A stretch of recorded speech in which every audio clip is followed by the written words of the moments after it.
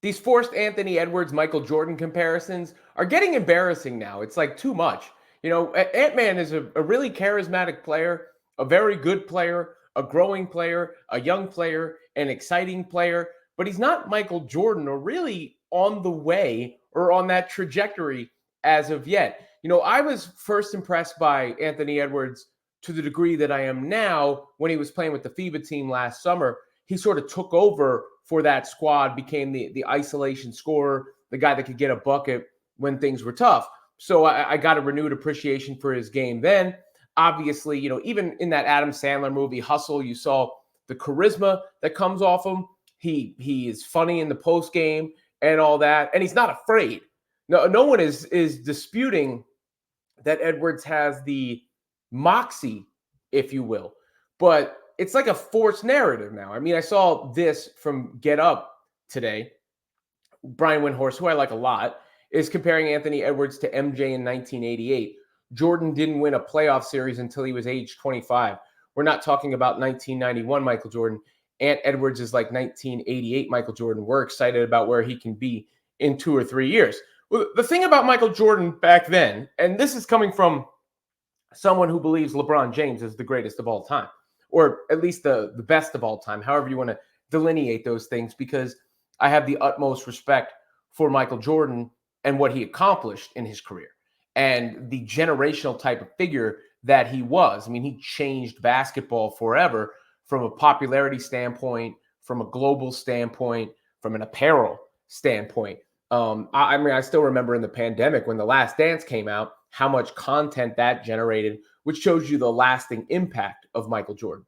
But by comparing Anthony Edwards to Michael Jordan constantly, it's like a desperate attempt to find the next face of the NBA. Every segment is Anthony Edwards going to be the next face of the NBA?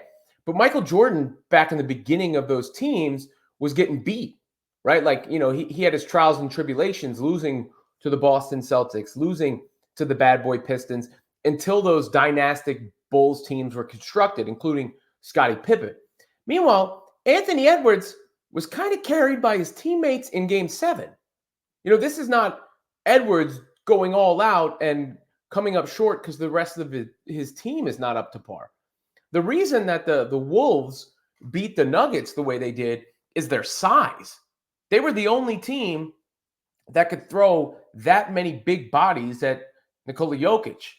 They were, maybe the biggest, longest team in the league when you look at their squad. Mike Conley's like the only guy who plays regular minutes for them and isn't really a big dude. I guess Alexander Walker as well. But for the most part, I mean, even Ant-Man, right? Ant-Man is got a wingspan.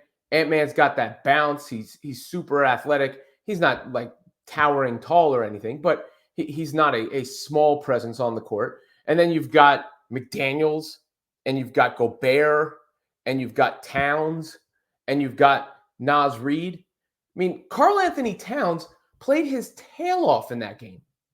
He played his tail off in that game. He was competing on defense. Obviously, as good a shooter as we've ever seen as a big man. And you look at the box score. I mean, Reid off the bench in 22 minutes had 11 points. Edwards had 16 points on 6 of 24 shooting. Karl Anthony Towns had 23 points. McDaniels had 23 points. Gobert had 13 points, including that improbable fadeaway late in the game. That's when I knew that the Wolves were going to win. When Gobert hit that fadeaway, you knew it was over. But credit Minnesota's front office for constructing that huge team in a small ball era in the NBA. And I'm not trying to take credit away from Ant-Man, but it just feels like the media wants somebody to talk about. Now that LeBron James is on the way out, I mean, Bronny James has all of a sudden inherited all the discussion points right now because of LeBron's name. Now that Steph Curry is on the way out, I mean, there's not even that much energy around Kevin Durant and the Suns anymore. How many times can you relitigate KD going to Golden State and leaving and what happened in Brooklyn? Now, in the conference finals alone, you got Luka Doncic, who is obviously a star. Jokic was just eliminated, he's considered by many the best player in the NBA. But I've said before, big men don't really sell or resonate like that. Tatum doesn't really move the needle. So Edwards, when you're talking about an American-born player, feels like the perfect candidate given his star power, given the way he plays, and given his age. But it's like this desperate attempt to get a new face of the NBA. When I really do believe, if you follow this channel and you're on this channel, you see all the WNBA videos I'm making and the Caitlin Clark videos I'm making, which has become the general theme of this channel, because I honestly believe Caitlin Clark is the best candidate to be the face of basketball going forward. Overall interest. I don't think there is anybody in the NBA that has the amount of interest and engagement around them that Caitlin Clark does in the WNBA and in basketball at large. And that's, of course, trickled down. And now you see Angel Reese out there at the concert today. I mean, I'd see if I can pull that up. I mean, you get the WNBA women being treated like stars as well, the way that NBA superstars used to be treated, the way that, you used to see NBA superstars treated that way. Here's Angel Reese and hope I never run across a man and Megan Thee Stallion. There you go. So now that's these two things can happen simultaneously. Of course, you can build up NBA stars and the WNBA stars, but just because Anthony Edwards has done this before, it does not make him Michael Jordan. Michael Jordan, I think Caitlin Clark is much closer to Michael Jordan than Anthony Edwards is, in the sense of this generational impact.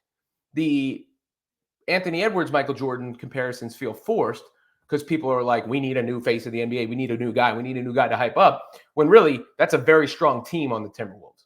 It's Naz Reid and McDaniels and Gobert and Conley and everybody else that even helped lift him up in that game. Did I even say Towns? Karl Anthony Towns, who's changing his career narrative as we speak. Now, don't get me wrong. Ant-Man is a baller and a hooper and should only get better, and it's going to go to the Hall of Fame and all those things. This is not like an Ant-Man hit piece or a hate piece. It's just, can we talk about him in the context of what he's doing right now, rather than forcing these comparisons that it's going to make it hard to live up to. And eventually people are going to turn on him if you keep discussing him in that manner, if you keep putting up against Michael Jordan. Look at the way the Jordan fans go at LeBron for threatening their guy. And in this case, it's just going to be oversaturation, overhype, and whatnot for a bar that's going to be very hard for Ant-Man to clear. Not that he even cares. I don't even think he cares about all this. He's just going to go out there and hoop, and that's part of his appeal. But, he's not Michael Jordan. Let's relax.